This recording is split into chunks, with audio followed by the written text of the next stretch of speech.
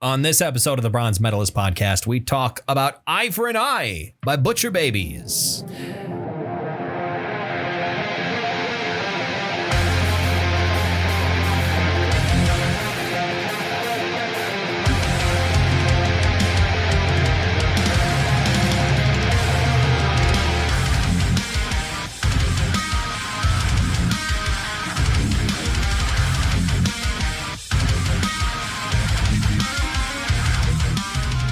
Hi, everyone. Welcome to another episode of the Bronze Medalist Podcast. I'm Kale. I'm OJ. We're two professional broadcasters. We like metal. We like to talk about it. And today we're going to be talking about an EP, I think is fair to say. Sure, because it's a double album, kind of, but this is an EP, the EP part. I wasn't aware that this was a double album until 5 minutes before you got here. Right. And I was worried that you meant me to listen to both.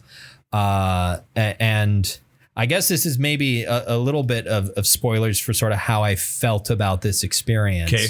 But some of the reviews that I tracked down seemed to suggest that the LP that this was paired with, which is called Till the Whole World's Blind, is maybe an experience that I would have personally enjoyed more.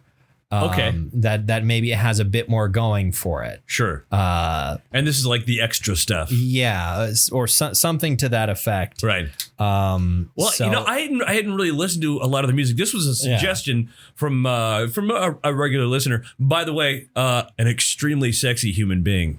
This listener. Oh, I see what I see. What? I see what this is. What is it? I don't know. It was a suggestion by kissing ass. I'm not kissing anybody's ass. Are you sure? Unless she's not busy later. See. Anyway, yeah, and so I was like, well, let's pick the newest stuff, and let's give that a listen. And it didn't really hit me at all that this was a double album. Yeah, so, yeah. I wasn't aware. Because also, when like every other band I have listened to that has released like a double album. Yeah. Like Panopticon, or there's a Finnish band called Swallow the Sun that actually did a triple album one time. Well, which had like 2 songs on it. No, their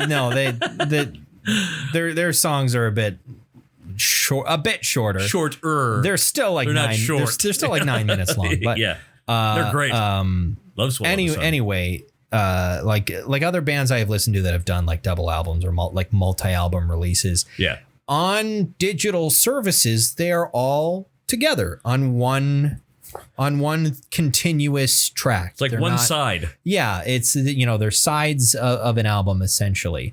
But they are they're double album length, I guess. And this, like when I went to listen to it, and last week you were like, "Well, listen to Eye for an Eye," and I was like, "Okay." And then I looked it up. I didn't look at how many songs were on it. I was doing my dishes. I was making food because that's the order I do things in. Yep. Because I'm a bachelor. And have a condition of some sort. Sure. In your brain. You've got that brain thing. Sure. That's the way that I do it, because I don't need to have multiple dishes ready to go. It's just me. Do you have an order in which you wash your dishes? Not really. I do. I have to wash them in specific order. Really? What's the order?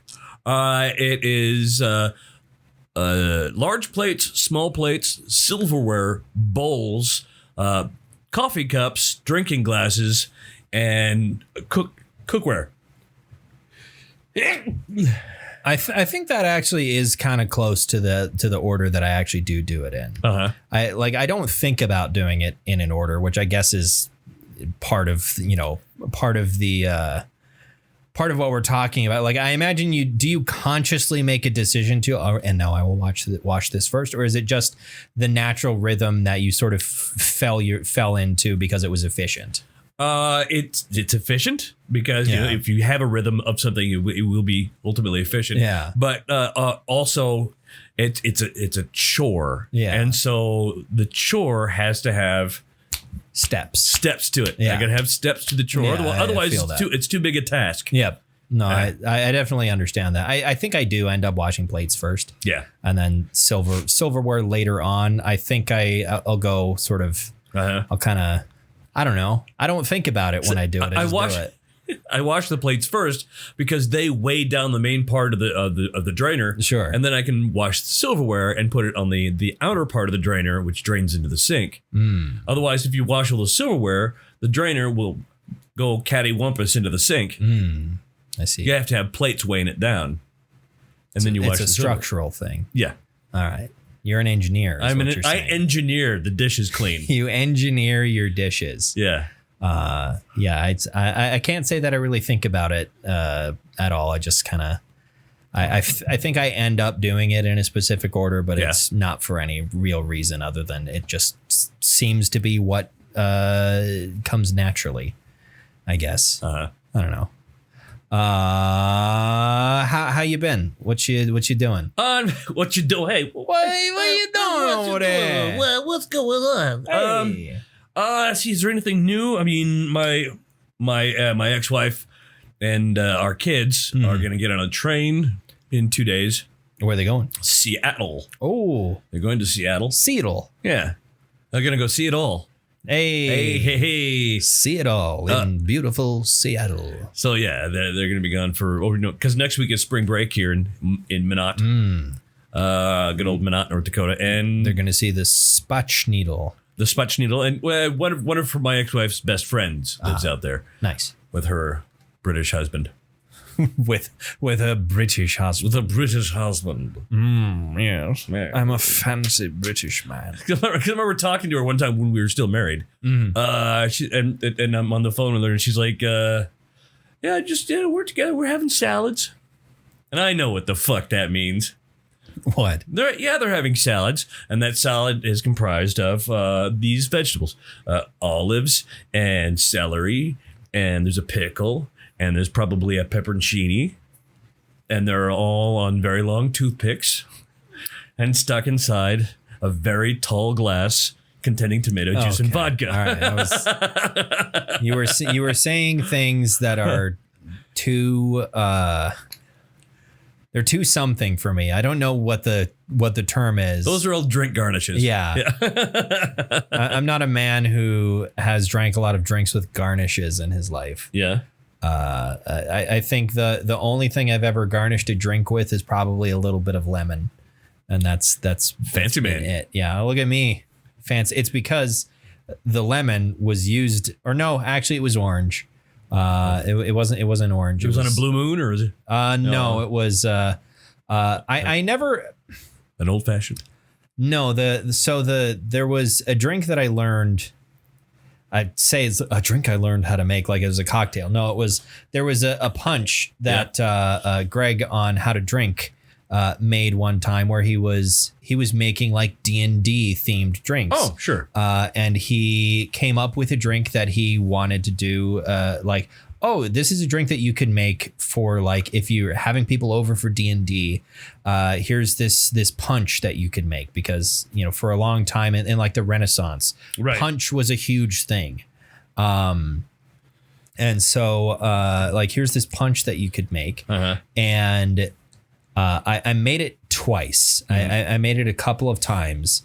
The issue with it is that it felt like an intense amount of work because it involves an ingredient that is not easily available because it's not shelf stable. And that ingredient is oleosaccharum. Oh, sure. You can make your own. Yeah. That's the problem. Making your own is a pain in the ass. A bit. It takes like over a day to do. Yeah, it takes like a day to do. You have to peel like 15 oranges and or lemons. It's in it if you're making like a pitcher of something that requires oleosaccharum in it, you need to use, and in my opinion, you need to do what feels like wasting an intense amount of fruit because you're using the pith. You're using not the pith, but the rind. The pith. Well, and also the drink also called for orange juice, which was fine. Like, okay, using more of the orange, that's fine. Sure. But the issue with that, I think it's just something about like squeeze, like fresh orange juice. When you get done making it, you look at the ruins of all the oranges and you're like, This is a disaster. Someone could have ate that. It feels like there's a lot of food left. Maybe I'm just not good at juicing, but it felt like there was just a lot of stuff left over. And it was a real pain in the ass. Let that be a lesson to you. If you want to make OJ, you really got to squeeze. Hey. But yeah, it just felt like a huge pain in the ass. The drink tasted good. Yeah. The other thing that was a bit of a pain in the ass is that it also required, I think, I don't remember if it was cinnamon or it was nutmeg, but a syrup made with one of those two ingredients, which I could not find anywhere in town. You can make your own. Again, that's what I did. It was a pain in the ass. What did you? Okay. It actually wasn't that difficult. I mean, you just got to get a bottle of Caro and spill some nutmeg into it. Yeah, and you just need. I think I used granulated sugar instead. Oh, you made your own simple syrup. Yeah, it's syrup with. I think it was cinnamon actually, but it was syrup with cinnamon. The thing, I didn't have any cinnamon. I didn't go out and get cinnamon sticks, which probably would have made for better syrup. But sure.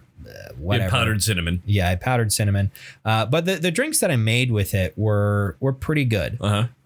It involved mead. It was you needed made that in a long time. You needed like a hoppy mead. Yeah. So the only thing that not was a sad one. Yeah. The only thing that was available was Wild Man, which is still pretty sweet. Right. The mead that he used on the show was called Viking Blood or something like that, which is apparently a much hoppier, kind of more bitter. The first batch that I made it exactly to his recipe, and I found it was way too sweet because I didn't make it exactly to his recipe. I tried my best with what I could get. Sure. And again, it felt way too sweet because it called for that mead, which it didn't have anything nearly as bitter. It called for Scotch ale, which is extremely neutral. Like the thing about like ale is that it basically kind of has nothing going on. Like an ale does not have hops in it. Traditionally speaking, like a traditional ale. Yeah. As far as I'm aware, traditional ale is literally just. This is an ale. We're drinking an ale right now. Yeah. But it's definitely got hops in it. An IPA is different. Yeah. I think anyway, I remember hearing that a traditional ale does not have hops in it. Like this is a historical style of beer. I think I might be wrong. Anyway, Scotch ale has fucking nothing going on. Sure. It's brown alcohol. It's brown alcohol and it's it's not bad, but it's definitely not my favorite kind of beer. Anyway, called for the mead, syrup, oleosaccharum, that sort of thing. And it ended up being way too sweet because there was nothing to balance it out. Right. So the next time that I made it, I went with a really intense IPA. And it was way better because the bitterness of the IPA balanced out the sweetness a lot more. I don't remember exactly what IPA I got. I think I might have just stuck in the Fargo Brewing Company umbrella and just got their whatever like the most intense IPA they had was. Just because I don't know. I think that it's good beer. And also he's from North Dakota and I have glasses. I have Fargo Brewing Company glasses because I went to their brewery, I guess. Their front. I didn't take a tour. But it was. Well, they like a store in the lobby. They had like a tasting place where you could sit down, or a bar, I guess. They had a bar, a place where you could taste their beer. Yeah. They have that in Bismarck as well. Yeah, with Laughing Sun. Yeah. But I was there with my parents actually because we were all in town. A friend of mine from high school was getting married, and so we all went to the wedding, and it's like, well, we've got some time. What do we want to do? And like, hey, there's this brewery. Let's go there. And I saw they had glasses, and I was like, oh, I should get some glasses. And then because this was when we regularly drank beer for the podcast, which we're doing tonight for the first time in an extremely long time. Right. But that's because, it's the 29th of February. Which I do not remember making this pact with you, apparently. No, you didn't. I made that shit up entirely. It was just an excuse like, Kale needs a beer. Yeah. Which you were right. Yeah. It's been a week at work. I think last week talked about how like, some duties got shifted around and I was bored. I didn't have a lot to do and I was kind of enjoying a little bit of the freedom. And then this week, the other shoe dropped, where sometimes it's going to be the other way around and there's going to be a lot of bullshit to do. Right. And so it's just been, I've been having a stressful time with new duties, duty. I've been stressed out and frustrated because I now have to deal with things. I have to deal with the results of other people's work, or lack thereof. Deal with other people's mistakes. Yeah, that's my every day at noon. Especially today. Yeah. I had a long sheet full of shit I had to call people about. And see that, like the times that I've had to fill in for you doing that, that doesn't bother me quite as much because oftentimes the way it worked with that is I would find out, okay, there's a spot missing, and I would, I'd write down the ones that are missing. If I need to, I'd call some people, but then I'd hand it off to somebody and they'd figure it out for the rest of the day. Right. Which is not normally how you do. That's not what I do. I got to do it that way because I was just filling in and I had a lot of other stuff to do. But as much as I may have complained in, either private spaces or on here about like the amount of work that I had to do every day and especially on Fridays.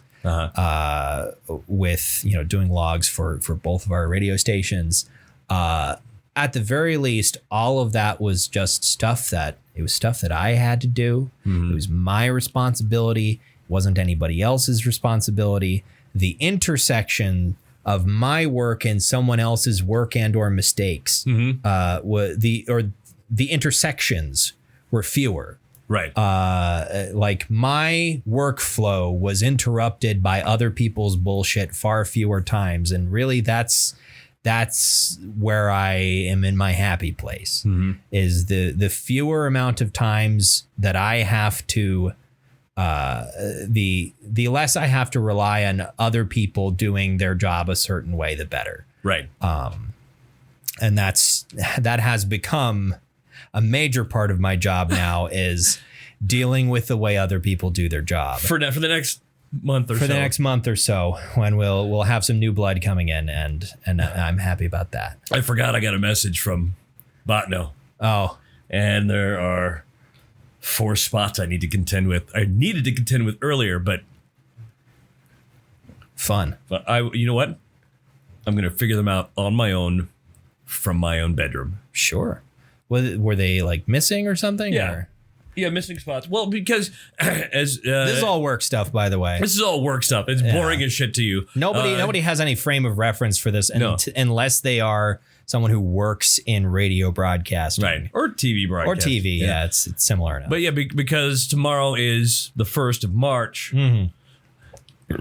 A lot of, contracts and whatnot are monthly and then they take them month by month. Well, today's the end of the month. So looking ahead to spots in the log for tomorrow is a lot of... Yeah, there's always... a lot of dead things. It's a lot of stuff that's missing because salespeople have drugged their feet. And it's frustrating to deal with. But anyway, that's why the beer's here. Yeah, it is. That's what the beer is for. I brought you some New Belgium here. New Belgium Imperial IPA, the Voodoo Ranger. I don't know. I've found I'm always an IPA guy. I think. Me too. Although the times that I have drank in the last like 2 years, for the most part, I have found I've started to go with wine. If I'm like, you know what, I'm gonna let's get some alcohol and let loose. Not let loose. Because I don't know how to do that. Cale Borner letting loose. He's out there on the dance floor. Yeah, I'm really out there. No, it's with just all the hizzies. I want to be slightly less anxious in my apartment. I don't want to leave. I just want to be slightly different than I normally am. Yeah. Yeah, see, you're having a drink to feel good. No. I mean, no. I've never felt good. I'm just trying to feel less bad. I've started to go with wine. Yeah. Because I have found that for whatever reason, I feel fine the next day. It does not matter how much. Okay, I should not say it doesn't matter how much wine I drink because I've never really tested that. But like there have been multiple times where usually it's on a Saturday night when I'm playing D&D. Right. Where over the course of the night, I will drink the entire bottle of wine. Right. And the next morning, I won't feel fine, but I will feel significantly better than if I had drank anything else. Right. Like water. Yes, like water. Yeah, I drink no water at all. Yeah, if you had drank water the night before, what do you feel? I would have felt terrible. No, I think that's part of it too. Is that like wine is in a sweet spot of alcohol by volume where like 11%, you're good. Yeah, where like I drink enough of it where I can actually feel something without getting so full. Yeah, and feeling like I don't have room for water. But it's also not as intense as something like whiskey where you can really overdo it if you're not careful. I think it's in a sweet spot for me for alcohol. You know, you haven't had a really good wine night until you found yourself at 3:30 in the morning tearing open the box and unscrewing the tap.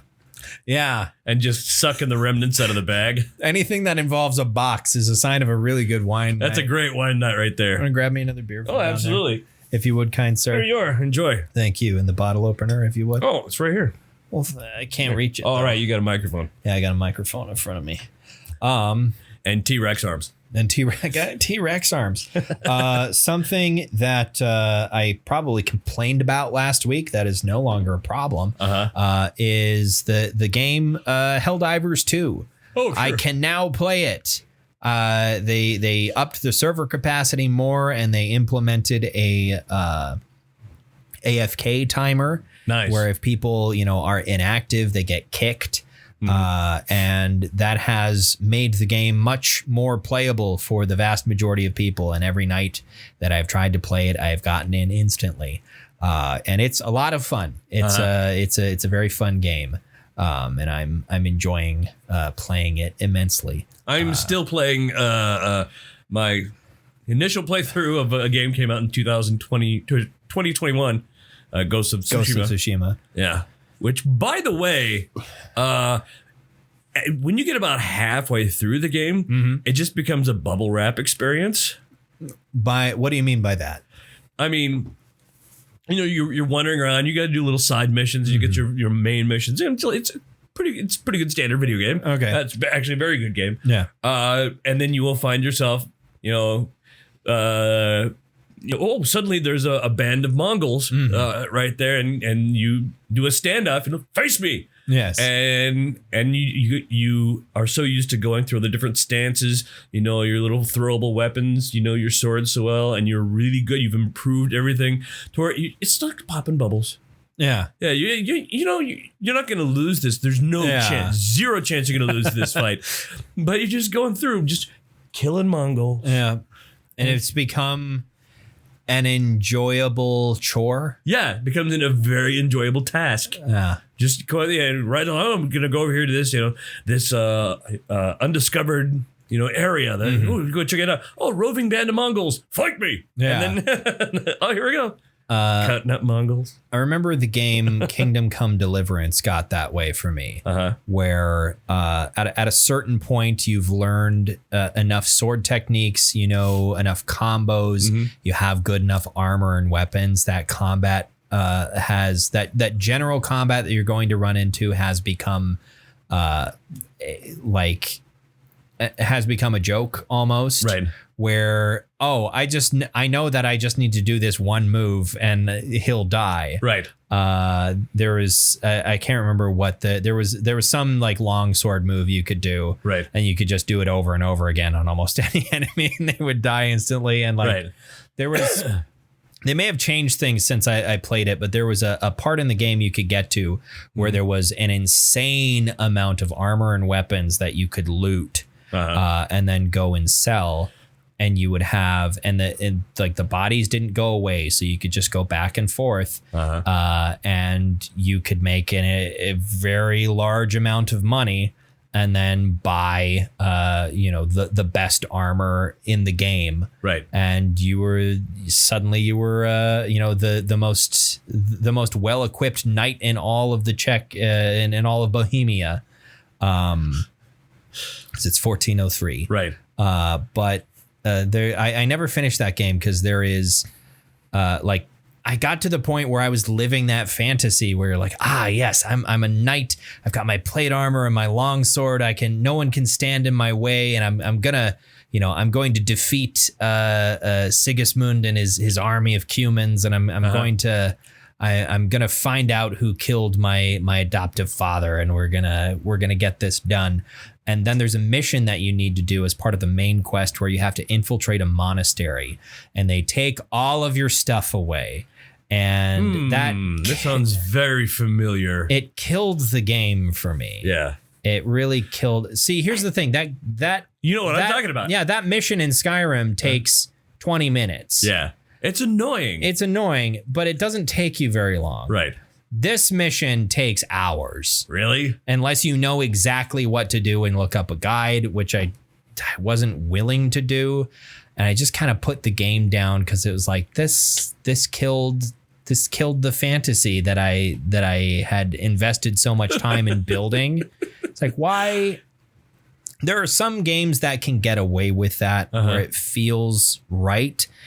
But I feel like they have to be games where the system can accommodate for that, where you're not so reliant on your equipment. There's a very divisive DLC for Fallout New Vegas called Dead Money. Yeah. Which does that thing. It takes all your shit away when you start the DLC. And it's really divisive because it becomes a survival horror game. Right. Fallout New Vegas becomes a survival horror game.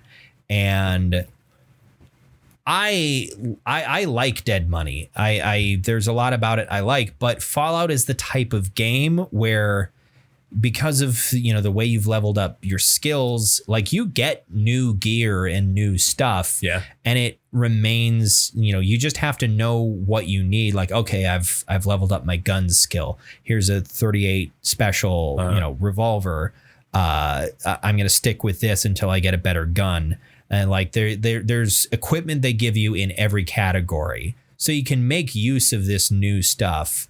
And there are skill checks because it's a classic RPG. So there's dialogue stuff, there's locked doors, there's all these things where there are skill checks and you can still make use of all your skills, and that's fine. But you only have you have a 38, you think? Yeah, your list of equipment is probably much smaller than it was out in the Mojave. So with holding the gun, you have to make sure you hold on loosely and don't let go. You don't want to hold on too tightly. Right. Well, and it's also, I know you're making it. You're going to lose control. It's a classic rock reference. I've been on stage with those guys. Really? Yeah. For what? In Botno at Rock in the Hills. Oh, okay. Yeah. That makes sense. The same place where Ted Nugent farted on you. Right.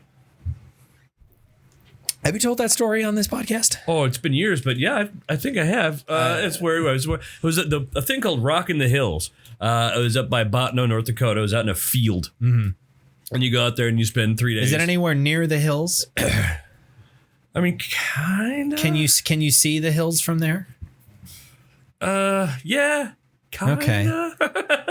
I mean, it starts rolling. That's the area where it starts rolling. Where it gets up into the heights of the Turtle Mountains. The Turtle Mountains, yes. Yeah. If you ever want to, a full mountain experience, make sure you bring your Sherpa guide and your climbing gear, your crampons. Head on over to Dunseith, North Dakota. And go up those extremely high mountains. Say hello to the turtle made of tires. Yep.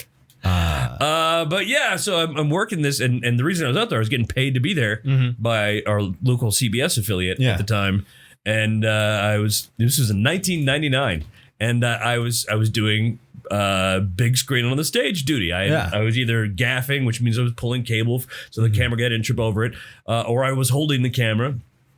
One of the two, but at one point I was gaffing backstage, and there was the night the Nuge was on. He was out on stage. He did his Nuge thing, and then wang dang sweet poon tang. And he was backstage, and he's like, "Well, okay, there's gonna be an encore." He changed from his cow print vest to his zebra print vest.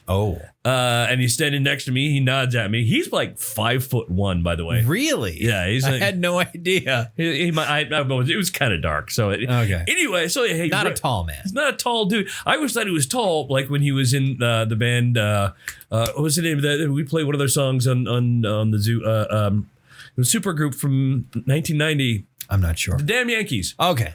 He was, the guitar player in the Damn Yankees. Everybody else in that band is 2'1". Everyone else is even shorter. Yeah, than Jack Blades is actually a munchkin. So anyway, so yeah, and then he runs past me, goes back on stage to do his encore. Wow! Next thing you know, oh my god, what is that fucking smell?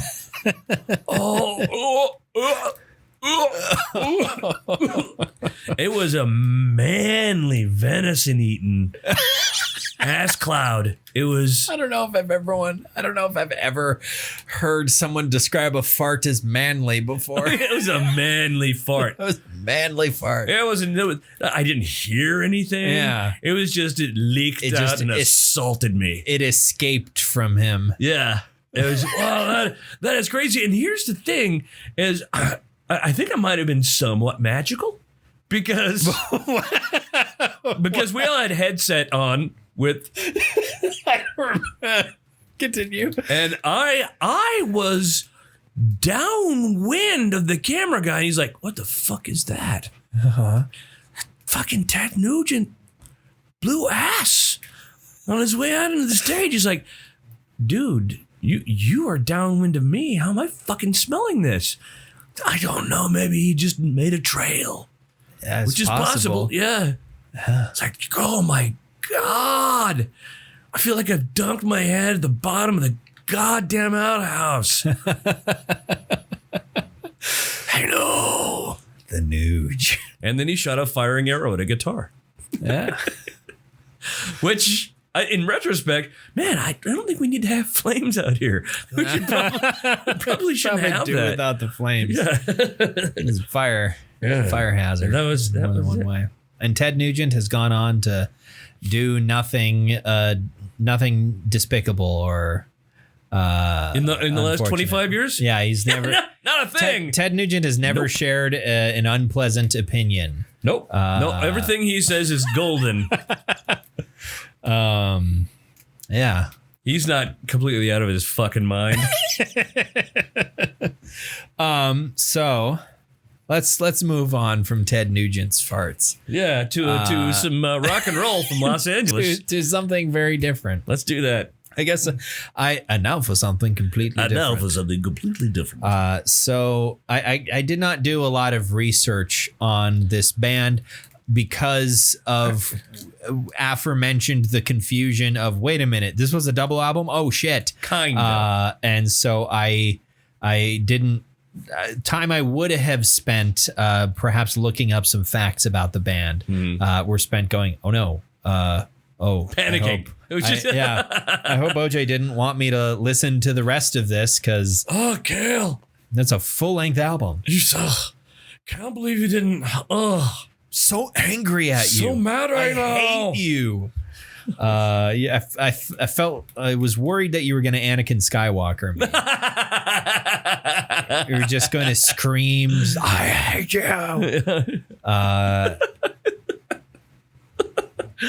And then and then you were gonna kill you and your Tusken warrior family. Well, no, you don't. See, in this situation, I was Obi-Wan. Okay, you're Obi-Wan. Yeah, Gotcha. and you were about to start on fire. Sure. Because you're next to some lava. Right. That was the situation. Mm-hmm. Okay. I don't know where the lava came from, but the lava was just on the planet. Well, remember? No, I'm talking about here in this apartment. The lava. Your cat. Oh, the cat's the lava. She generated lava. Yeah, I wouldn't be shocked at all if your cat generated lava. A cat that makes lava sounds like some real Dark Souls shit. Yeah, lava cat. Yeah. Lava cat. Yeah. Where there's just a big cat and it's sitting in some lava or something, and then you have to fight it. That's a very FromSoft thing to have. Yeah. Yeah.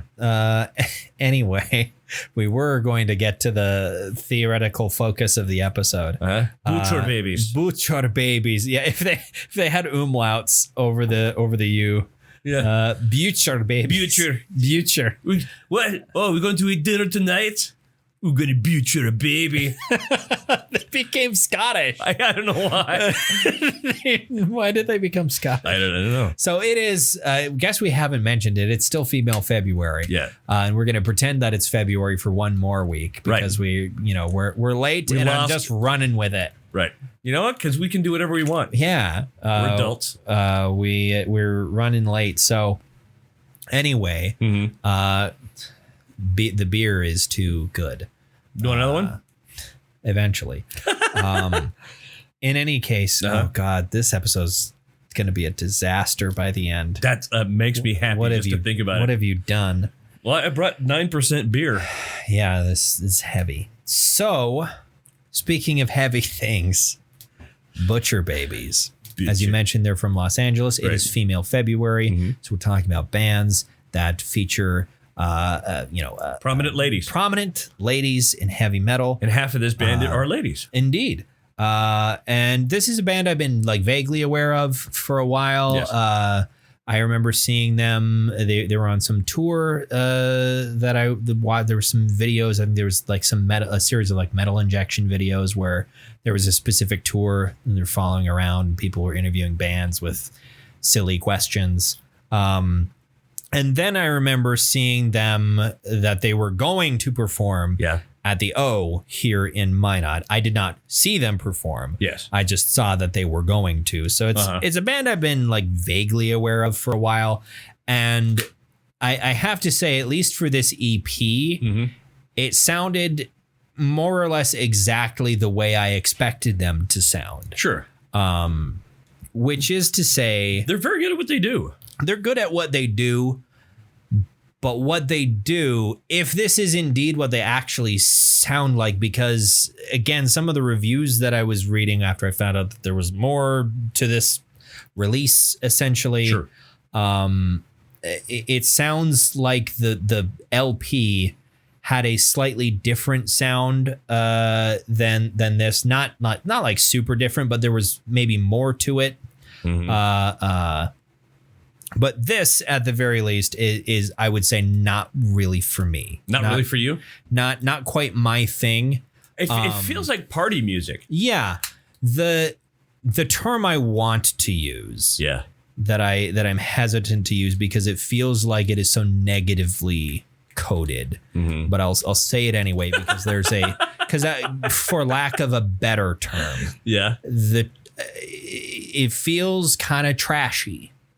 To me. Okay, I get that. Yeah. But I think that's a bit what they're going for. Yeah. And I didn't mean to insinuate that that's not what they're going for. Right. Because it is. I mean, it's they got that sort of trashy feel to, but the same way a lot of groove metal does. Yeah. It seems to be a weird thing with groove metal where that's just kind of how it is. Yeah. I don't know why that's like it's, it's like, but it's metal that you would expect to hear at kind of a seedy bar. Right. I would if I heard this on the jukebox, I'd go, yeah, of course. Yeah. This would make sense. It seems like there's a whole genre of metal that sort of fits into that, and sort of definitely there's a heavy element of groove metal to their music. Right. There's also a fairly large component of what I would describe as mid 2000s like metalcore Yeah. Both in sort of subject matter and kind of sound. Right. There's this sort of sheen to it. It reminds me a lot of like the first few like Asking Alexandria albums, which is something that when I was like 17 is something that I was listening to a bit, not a ton, but a bit.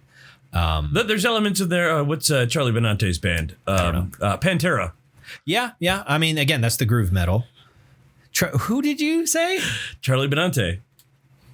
He's the drummer for Pantera. Okay. He was the drummer, or he still is, most notably the drummer for Anthrax. All right. But the most famous and identifiable member of Pantera for general audiences. Yeah. Charlie Benante. Not any other member of the band. Nope. Not Dimebag. Well, Dimebag's not in the band anymore. Can you do a Dimebag impression for me? All right, cool. A lovely visual gag on this podcast. I do an impersonation of his brother as well. So go ahead. There you go. All right. There you go. Again, for reference, if you missed the last time we talked about this stupid bit, which was last week. You dumb piece of shit. Yeah. He crosses his arms and closes his eyes and leans his head back. Because what's funny is we actually had this Tuesday night. Somebody was playing the music of the Cars on the jukebox in my night job. The music of the Cars. So they're playing the Cars on the jukebox, and I told one of the guys who was I really love the Cars. I'm like, yeah, Cars are great, the classic band. I actually do a fairly good impersonation of Rick Ocasek. It's very similar to my Benjamin Orr impersonation. Yeah, and then you did it, and then I did it. How did it go? He said, "Oh, 'cause he's dead." That's the perfect reaction. Right. Like, I feel like that kind of, I feel like the moment when you stop doing that joke is the moment that someone really loses their shit and just like fucking laughs out loud. Just like goes absolutely hysterical for that joke, right? And then I feel like it loses its luster. You're entirely. Gonna be like, well, I'm not doing this anymore. I'm retiring that shit immediately. I'm retiring it. They found it. They thought it was too funny because I feel like your enjoyment of that bit is entirely how nonplussed everyone is at it. That's what brings me joy. That's what brings you joy is me sighing every time. Everybody becomes season 1 Commander Kiff as soon as I do that. Yeah. And that's what brings you joy. Yeah. About that bit. And I have to say, like, it does make me happy, but it's entirely because it's so stupid that I eventually am like, God damn it. Whatever. It's funny. Right. The fact that you keep doing it wouldn't be if I just gave in and laughed at it, it wouldn't be the same. No, it would not. It's a part of a thing that we have going. Like who is it that whenever they were on the Conan program with a clip of their movie, Paul Rudd, that's it, Paul Rudd, the Mac and Me bit. The Mac and Me, it's the same every time, and he and Conan never laugh. It's not. Has Conan laughed? Conan has laughed, but it has entirely been at the sheer ridiculousness that Paul keeps on doing it. Right. He's not laughing at the bit. He's laughing at Paul's commitment to it because it's ridiculous. Paul is always just smiling. He's just, big, just being Paul Rudd. Right. Just seems to be a pleasant man. But we should get back to the subject of the episode. This is a short EP that the both of us listened to. That the LP is seemingly proper length, and I'm actually kind of interested in listening to that and seeing if it actually has a different vibe, or if I was picking up the wrong thing from what I skimmed over. I'm with you. Because for me, like I said, it felt like it's just not really my sort of thing. It reminded me, like I said, it reminded me a lot of those early Asking Alexandria records, which is something that I felt like I grew out of pretty quickly. And bringing back even more memories is the appearance of I guess I didn't look up and see who actually is the lead singer of that band currently. Yeah. But an appearance by the vocalist of Escape the Fate, who I'm going to check. What is his name? That actually is who I think it is these days. I'm just just looking it up really quick because the vocalists have changed. Okay, it's Craig Mabbitt these days. So I thought maybe it was Ronnie Radke still, who is kind of in the like scene metalcore didn't he do something community bad? Yeah, no, yeah, he's a renowned piece of shit. Yeah, and all around unpleasant person. Craig Mabbitt, as far as I'm aware, is a somewhat better guy. But there's like a number of bands from that like mid 2000s up into like 2015. I guess my high school era, right? Junior high and high school. Did you graduate in 2015? 2014. 2014. Right. Because my daughter graduated in 2013. So there's a whole like circle of bands that like traded members nonstop, where there was like vocalists sort of just going around all these different bands. Members. Yeah. But that sort of seeing that pop up was like, oh, wow, that is taking me back to like seeing like, who is this vocalist? Escape the Fate. What the fuck? And then I was like, is that Ronnie Radke? I hope it's not Ronnie Radke. And it wasn't. It was Craig Mabbitt. But it felt like music that I maybe would have been into when I was a lot younger. By about a decade, which feels weird now. I'm gonna be 28 in a few weeks. It means you graduated from high school 10 years ago. I was 18 a decade ago. Yeah. And that also, I haven't heard a goddamn thing from any of my classmates about a class reunion. Yeah. I don't know if I've been excluded from that or if it's something that I haven't seen because I also never open Facebook. Right. I don't know. I won't say that I'm uninterested in that, but also it's I'm not particularly interested in doing that. I'm just imagine, I never went to any of mine. It'll be, I'm past my 30 year. How big was your graduating class though? My graduating class technically was over 500. But I didn't know any of them. I never met any. I didn't go to school on the campus. I went to school at the Bunny Barn in the fairgrounds. Okay. With the ne'er-do-wells and pregnant teens. So, but I also got asked to go to because I went to a different school every year. Yeah. So I got asked to go to reunions at different schools around in small towns that I went to, and at 10 years I got asked to 4 of them. Yeah. At 20 years I got asked to 2 of them, and then it's dwindled. At 30 years they're like, nobody tell OJ. He's not invited.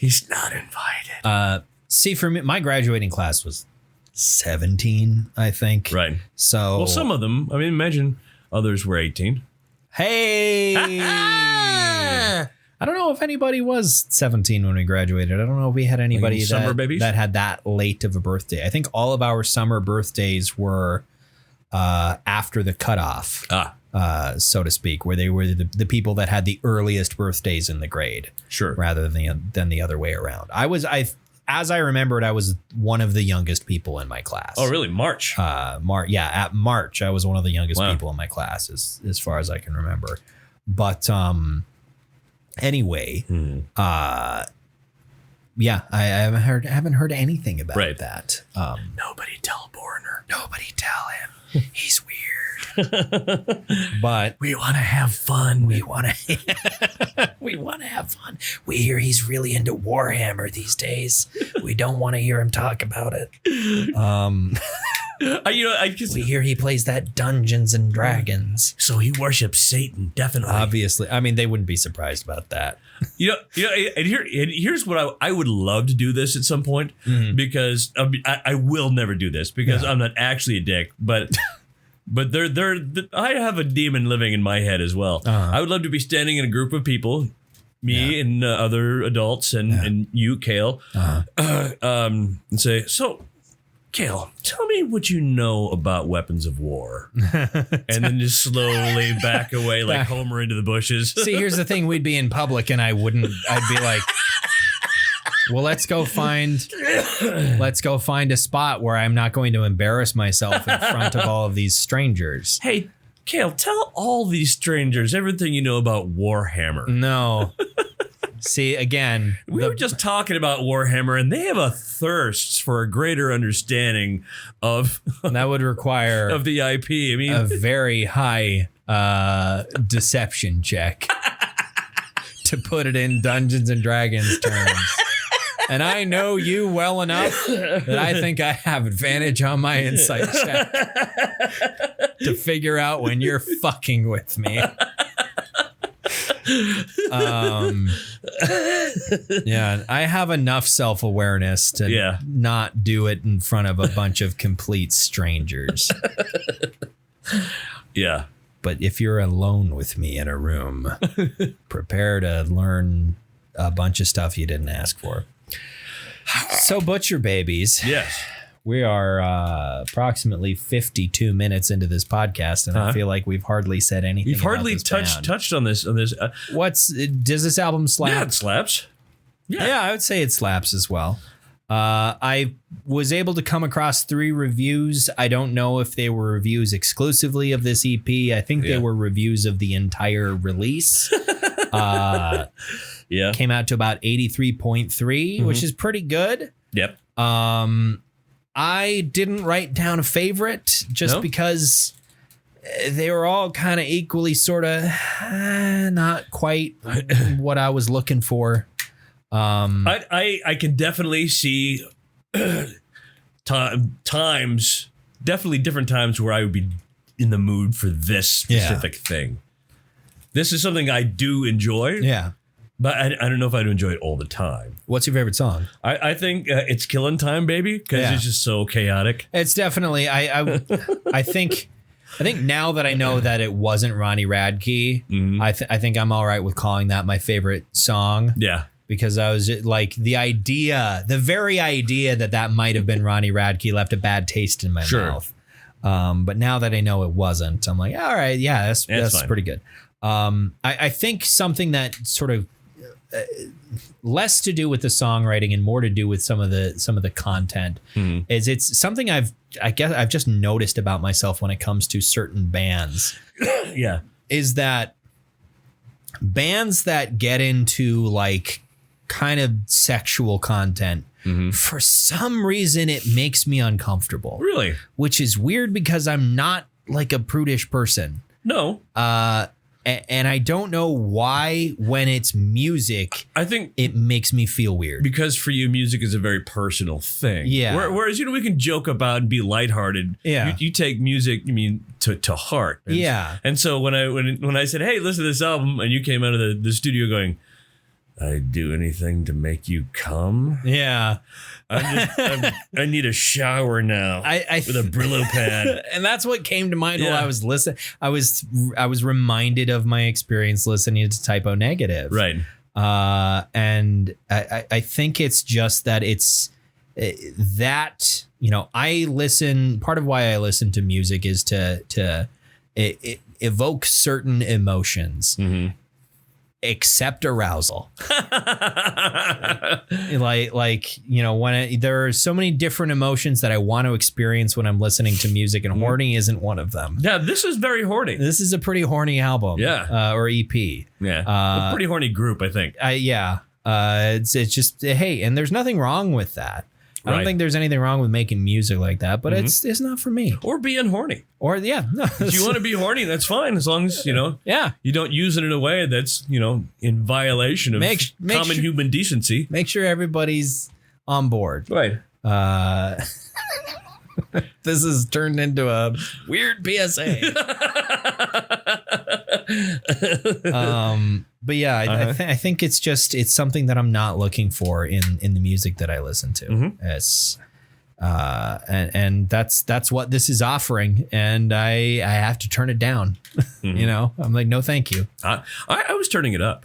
You were turning it up, and hey, good for you. Yeah, I'm glad you enjoyed this. Mm-hmm. But I think we can get to the end of the episode. What medal do you bestow upon this?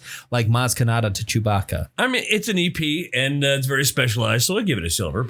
Yeah, I give it a silver as well. I don't know what the rest of this release, the LP part of this, I don't know what I would have given that. Maybe it'll give it a listen. Maybe I won't. I don't know. I probably won't.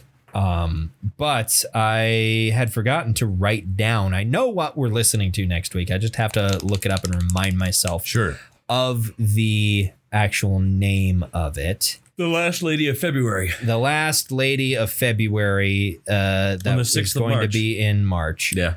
Here we go. An album that I decided to save for later. Mm-hmm. I tried to listen to a little bit of it when I was driving, I believe, to my parents' house for Christmas. Mm-hmm. And I listened to the first two songs and went, I can't listen to this in the car. I need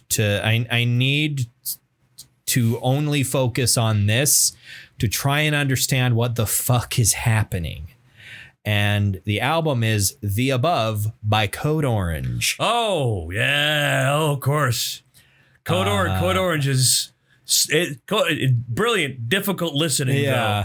Can be difficult listening. You coined the term last time we talked about Code Orange, sonic terrorism. Sonic terrorism, right. And the songs that I listened to were not necessarily at the same level of batshit intensity that their previous album was. There's probably that later on, but they were still mystifying and strange. Right. And I think it definitely merits further listening and discussion. So that's what we're going to be talking about next week. The Above by Code Orange. Until you hear from us then, go ahead and follow us on Facebook or Twitter.